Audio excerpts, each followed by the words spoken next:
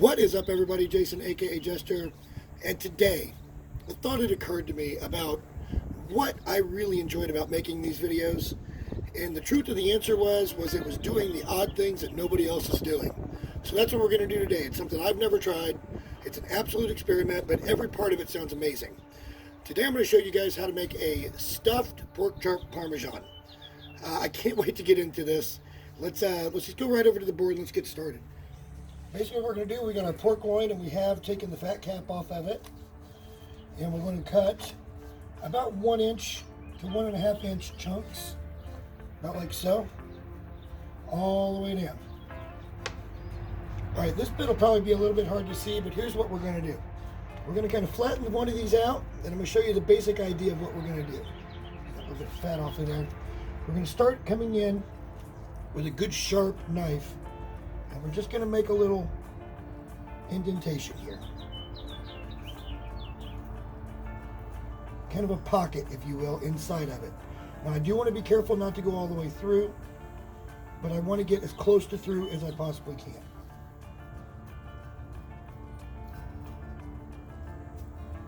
And I think it's going to look about something like that. So now we've got an open end for our pork chop. This is where the stuffing is going to go, and I'll show you that part when I get them all done. Step 2. What we have here is just some basic ricotta. I just bought this at the store. And then I also bought some fresh basil and oregano. So we're going to sprinkle a little bit of that in there with it. Probably not all of it, but close. Let me mix that together and I'll show you the next bit. So a nice little hack, pastry bags and stuff get really expensive. So what I've done here is I've put that ricotta mix into a freezer bag. And all we're going to do is kind of back it off the corner here, take a pair of scissors, and just cut off the corner of that, like so. And now what we can do is pick this up, kind of use this as a pastry bag.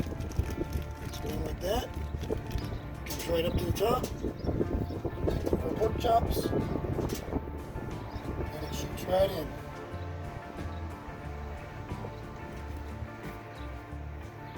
We'll set that on the cookie sheet. When we get these all done, I'll show you the next step.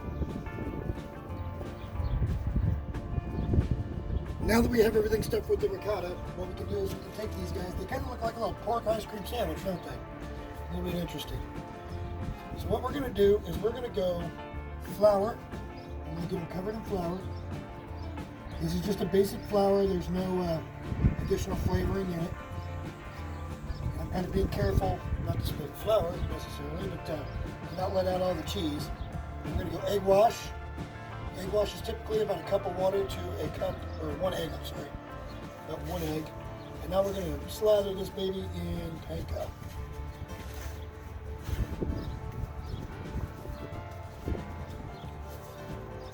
And that'll be ready for our griddle. When we get them all done, we'll fire up the Blackstone and we'll get them frying up.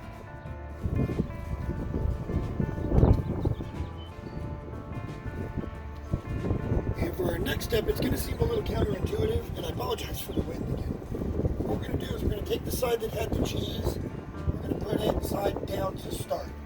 The reason I'm doing this is we're going to try to create kind of a barrier, a nice sear, that's going to keep as much cheese in there as possible. The idea on the Blackstone here is to make these nice and crispy, and then from there we're going to finish them off in, of all places, the grill.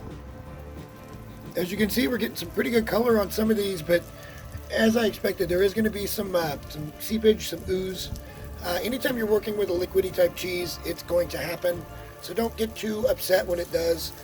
Even working with like a shredded, harder cheese, it's still going to happen. It just happens a little slower. But we kept a lot of it in there. Like there's not a whole lot of waste except for that guy. He's being angry right now. But this is the last turn. I'm going to get on the cookie sheet. And we're going to get them in the grill, and I'll show you guys that. Alrighty, so as awkward as this is going to be, I took a couple of little inserts, and I stacked that up on top so that we're not going super direct when we put our pan on here. Now, as you can see, we got a little verticality, so that's going to keep it off the absolute direct heat.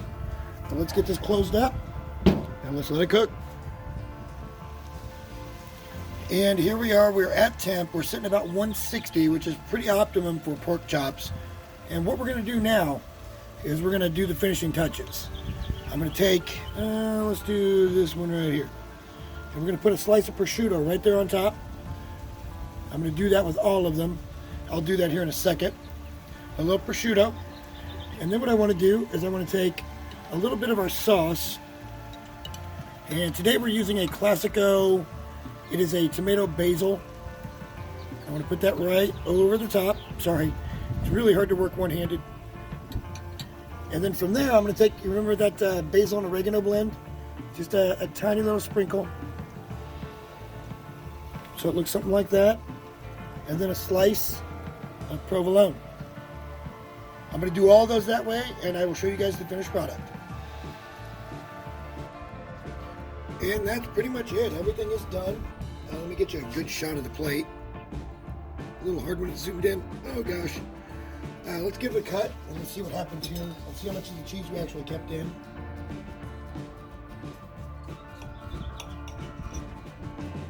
And oh, there's a reasonable amount in there. All right, let me get a bite because I'm really curious. I think this should taste amazing. All the ingredients are really good, and typically when you start with good ingredients, you end up with a good finished product. Make sure I get that prosciutto. Oh yeah, here we go.